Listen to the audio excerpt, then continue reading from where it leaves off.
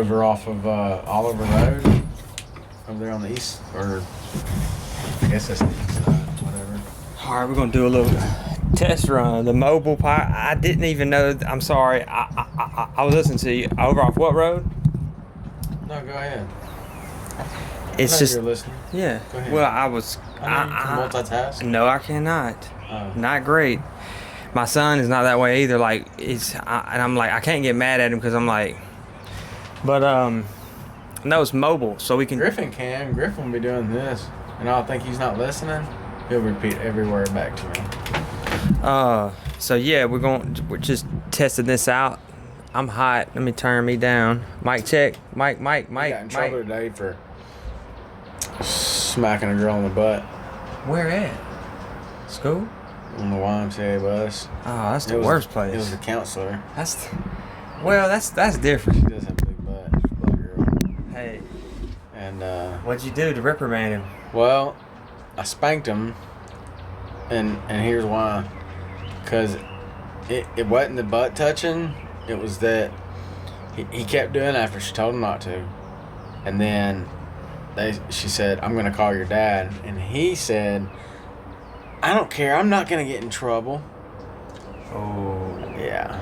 So, I don't spank often, but I felt like So if he wouldn't have probably a said that, time- you probably wouldn't have spanked probably him. would have let it go. You'd been like, look, well, son. if he wouldn't have said that, they wouldn't have even caught me. Oh, they'd have been like, stop, Yeah, because he's playing. They love Griffin. Griffin's always the teacher's favorite because he's a loving little kid. Gotcha. And he loves on him. He don't have a mama, so if they're a woman and they're showing him attention, he's all over it. Love it. And so I love it. I understand what's going on. I can see through it. I can see that he doesn't know that he's doing anything bad. That's not a. He doesn't. Is it a learned behavior? Who'd he learn it from? No, it's not. I mean, no. Well, we smack each other on the butt like that. See, that's the thing is that it's two guys. We don't have a woman around. You understand this? He's 6. We smack each other on the butt all the time. 6 is different. It's It's a- like it's- 9 or 10. I'm like, he's really appreciating that booty. Yeah. At 6, he's just like, hey, this is He sort of what loves her and he's playing, Yeah, and he yeah. doesn't see it as It's not any- malicious. At No, 6. no, and they know that, but it was the fact. It That he was that, just felt and that's like- what she told me. She said it had nothing to do with what he was doing. It It was was the fact that when I specifically told him not to, he basically defied me and said that even if I called you, he wasn't gonna get in trouble. I'm like, damn, dude. I'm like, I hope you don't think that. Like, and he knows because and you can tell they know that they fucked up because he wouldn't even tell me what he did. He's like, I'm like, dude, just tell me. He's like, I'm like, come on, man. I'm like, I'm not that bad. I'm like, I probably spanked you one time in the last year. I'm like, we talk about things. So- I need you to tell me what you did. And he's like, I smacked her on the butt. And I was like, and then what'd you do? And I'm like, and he's kind of stalled, and he's like, I don't know, like, not wanting to say anything. And I'm like, and then you told her that you wouldn't get in trouble? And he's like, yeah. And then he's trying to, how they do, and they're trying not to even talk to you because they're, he's like, he's trying to put his hands in his mouth. I'm like, look, I'm not going to do this in public. Let's go. He said, thank y'all. And we left, and I got him in the truck. We drove off. I pulled in somewhere where nobody was. I went around to the side of the truck. Did he know it Opened was the door. coming? Yep. He was silent as a... He was like... Oh. And How'd you do it? What's the technique? My technique Other is... parents need to hear this, man, for real. My technique is I looked him in the eye. I said, I'm going to give you a spanking. I said, here's why. I said, because she told you to stop, and you didn't, and you kept doing it, and you were disrespectful. And I said, look, I know it's kind of you don't understand, but we can't hit girls on the butt. I said, I know that me and you do it, it's cool, but you just, we've never had this conversation before, and I told him you just can't hit girls on the butt. That's a no-no. I said, but that's not even the issue. The issue is that you were disrespectful, and she's the authority, and you did not mind her. And you were very explicitly, like, big time disrespectful. So what'd you do? What was then I took him out of the truck. I said, put your hands, my truck's kind of tall, so he put his hands right there, like, on the floorboard. And I popped him twice. Did he cry? He cried, and I picked him up, and I held him. And I was just like, look, buddy. I was like, I don't like doing this. Yeah. I was like, but I think that you're going to remember that you don't need to be disrespectful, and if somebody in authority tells you what to do, you need to do it. Yeah. I said, they love you a lot, and I love you a lot, and we all just want to see you do good. Yeah. And I just kind of left it at that, and he was cool, and he was kind of quiet for the rest of the ride, and I actually took him to his mom's, and it was only the second time seeing his mom in like 6 months. She just got out of rehab. And then he stayed there for a little while, or? And he's there for the weekend. Okay. She's staying with her mom, so nice. Yeah. See how that works out. But yeah, it's good that you did it tactfully and not emotionally spanking. That's key, because I've done it super emotionally before. I think every parent has, dude, and it makes me feel like shit, because you're like, oh my gosh, what did I just do? I reacted the same way they reacted. Like a freaking barroom fight react, and that scares them. And you don't want to put fear in your kids. Nah, you don't. You want to instill that, there's consequences for certain behavior. Yeah. And it's not that, I discipline you because I don't love you. I discipline you because I do love you. And kids love discipline. Yeah. You ever notice if you discipline your kid the right way, they'll be like the best kid loving on you and doing, and that's true. And they'll all of a sudden be like, yes sir, and asking you, and that's how Griffin is. That's how I see Griffin. He's very respectful 100% of the time almost, and that kind of thing is rare. Like that's the only thing that's happened all year.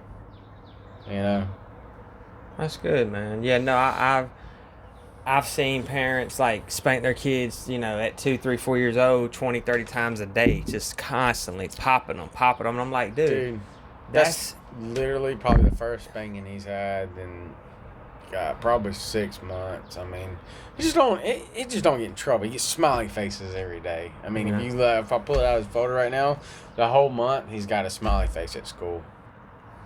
I think the problem is they get them. At school, they're so strict, and they don't let them have fun at school a lot. Like it's crazy. Like, when do they have time to talk and goof off? And because they're 6, sure, they're 6 for 8 hours. Dude, I'm as an adult. The whole model of education is messed up. Oh, it's bullshit. It's messed bullshit. up. To take a 6-year-old and put them in a classroom setting. They need to be learning for 2-3 hours a day and then running around. Yeah, and this year you throw in the fucking mask, and it's just like it's ridiculous. Man. It's ridiculous, man. It don't make any sense. And the shit that I see that I was on the way over here and I was listening to. Well, I wasn't on the way over here because I'm on a motorcycle, but earlier in the car, I was listening to the radio, and they were talking about India and them having some big celebration over there, a religious celebration, and, a bunch of people got COVID, and they're stopping travel from India. And I'm like, that's what the White House said. I'm like, you know what? Fuck that White House and the shit that's coming out of it. I was like, okay, they're stopping people coming over from India, but they're letting people come up from Mexico in the droves. They're literally allowing them. They've opened the borders from Mexico, and they're just letting them flood in. But we're going to stop some people from India from flying over. Like we're doing something good. We're protecting y'all, America. No, you're fucking not. Because on one side you're doing one thing, on one hand, it's like the left hand don't know what the right hand's doing. Do they think we're stupid? Yes. That's what it's what pisses me off. Do you think I'm really that stupid? But the problem is that I feel like most of America is so fucking mind numb to that kind of shit that they don't see it. That's true. We are. We are numb to it. It's like, wake up. When is everybody going to wake up and start saying, wait a minute, we've been taken advantage of by a system that we're supposed to be in control over. And now these people are in control of us. Yeah. And we're getting taxed to death. And it's just ridiculous. And they're going to shut down. Look, this is what killed me. And the whole time, everything was shut down, but Walmart was. Well, I said that before. Like, well, I think I heard someone say, if Walmart was the only store left, if Armageddon happened, all we would need is Walmart, basically. Because I can see Walmart being a conglomerate like a Home Depot, a Walmart, Subways. It's all gonna be together in Walmart. I don't go to none of them anymore, hardly. I shop at.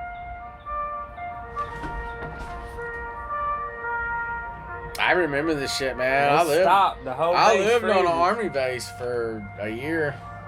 I was reserved, but nice. Probably 7 months I was doing training and stuff, living on a base, and then little short periods of time here and there doing different stuff. And I mean, literally, in the morning when that happens, you go to attention. In the evening when that happens, how long were you in? About 5 years. Thank you for your service, sir. What branch? Army Reserve. For real? Yep. Hell yeah. Yep. I got in 2008. My unit had went to Iraq. That's right. And then you said when you got, I remember, yeah. Yep. And we were gonna go to Afghanistan, but I didn't. So you went overseas? They postponed it. They postponed it. And then I was going through a rough patch in my life, and I had gotten a girl pregnant, and we got married, and it was an awful marriage. She hated weed. She was, and that was kind of the deal, and I had gotten in trouble with the Army because of weed. Did? And and I was like, I think here's what happened. Here's kind of my story, man. My parents got a divorce when I was 18, just out of high school, and I had enrolled in Troy, downtown Montgomery. I didn't want to go to school. It was just something that you felt like you needed to do. Yeah, yep. It was an obligation, and after that first semester, I was like, man. I was like, fuck this. My friends were joining. They were going